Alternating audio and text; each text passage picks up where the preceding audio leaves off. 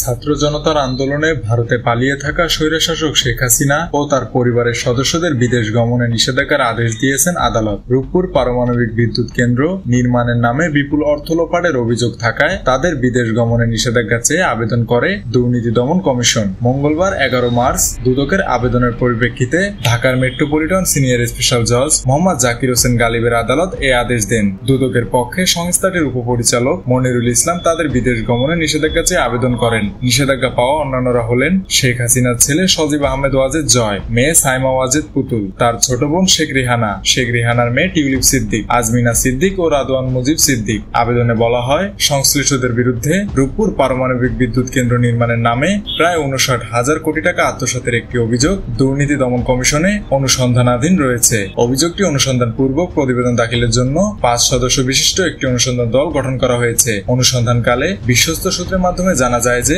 অভিযোগ সংশ্লিষ্ট ব্যক্তিরা সপরিবারে গোপনে দেশ ত্যাগ করার প্রচেষ্টা চালাচ্ছেন। তারা দেশ ত্যাগ করে বিদেশে পালিয়ে গেলে অভিযোগ সংশ্লিষ্ট গুরুত্বপূর্ণ রেকর্ডপত্র প্রাপ্তিতে ব্যাঘাত সৃষ্টি হবে। তাছাড়া সার্বিক অনুসন্ধান কাজে বিঘ্ন সৃষ্টি সহ সমূহ ক্ষতির কারণ রয়েছে। তাই অভিযোগ সংশ্লিষ্ট নিম্নবর্ণিত ব্যক্তিবর্গের বিরুদ্ধে আনীত অভিযোগের সুষ্ঠু অনুসন্ধান কার্যক্রমের স্বার্থে তাদের বিদেশ গমনের নিষেধাজ্ঞা প্রদান করা একান্ত প্রয়োজন।